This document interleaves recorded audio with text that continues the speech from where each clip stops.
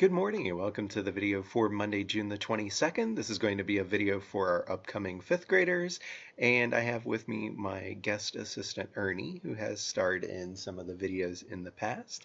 He's going to try to make sure I don't make any mistakes today. So I'm going to be talking today about multiplication using decimals, and there's going to be several different tasks that all kind of work together to teach this idea.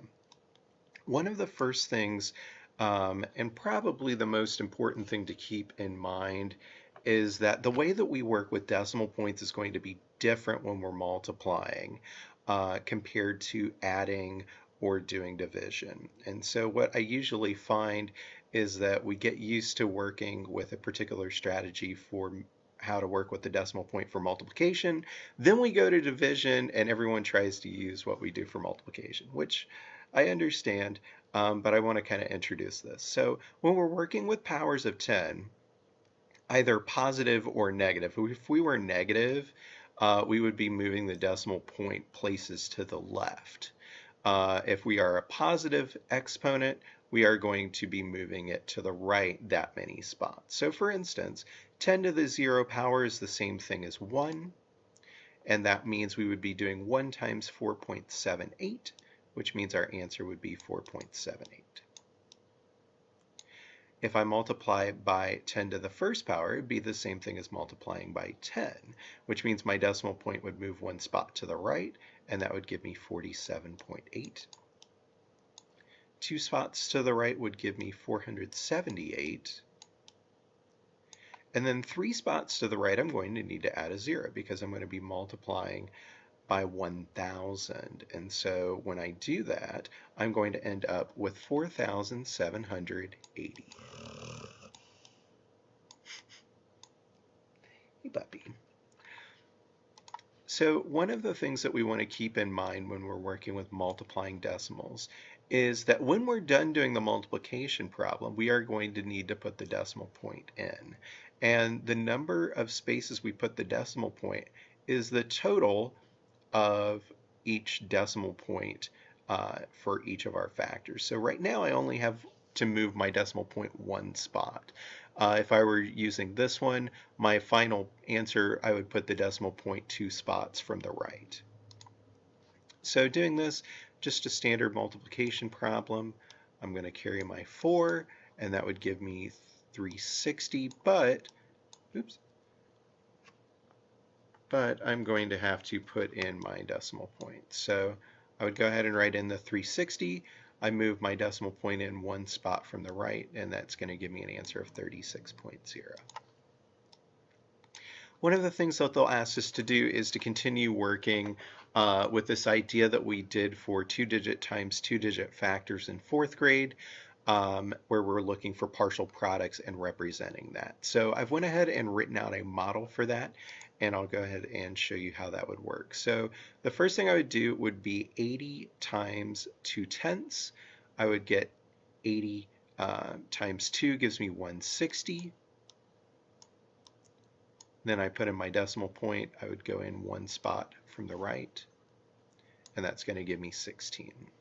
Then I can go ahead and do 80 times 4 to get 320.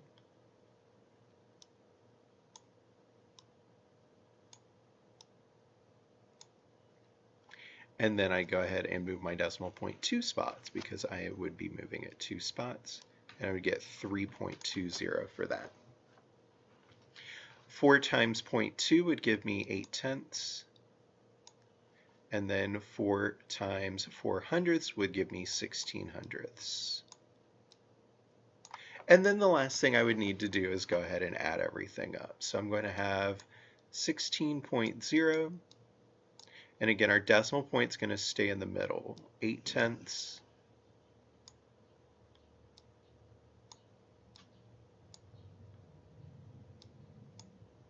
And I'm going to use a strategy that I mentioned in the other video, working with this idea with adding and subtracting decimals, to go ahead and put zeros where you have place values that are not represented, just to make sure you don't make a mistake.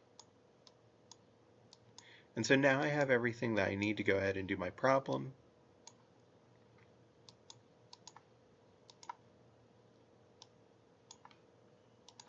And my final answer would be 20 and 1600ths.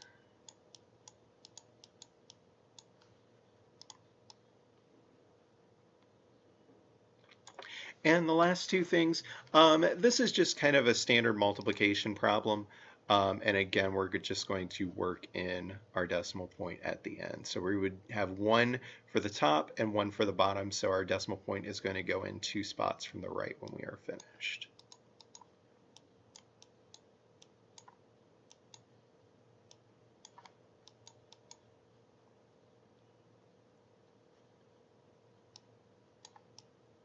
And so now I can go ahead and put in my decimal point, go ahead and add, and that should give me 51 and 5200ths. And then the last one, there's a lesson working with what do we do when we have to put extra zeros before the numbers that show up as part of our answer. So I can do 7 times 9 to get 63. And then I'm going to have an extra 0 here.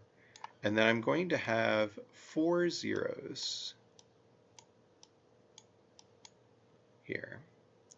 And then my decimal point is going to go in 1, 2, 3 spots from the right. And so our answer is going to be 0.063. So we have 63 thousandths for the answer for that. So those are a few things I wanted to go over with for today. There's not going to be any follow-up or any additional practice. This is just to kind of familiarize you with a few of the things that we'll be working on for that. So hope your summer is going well. Hope you have a wonderful day, and I look forward to seeing you in the next video, which will be a week from today.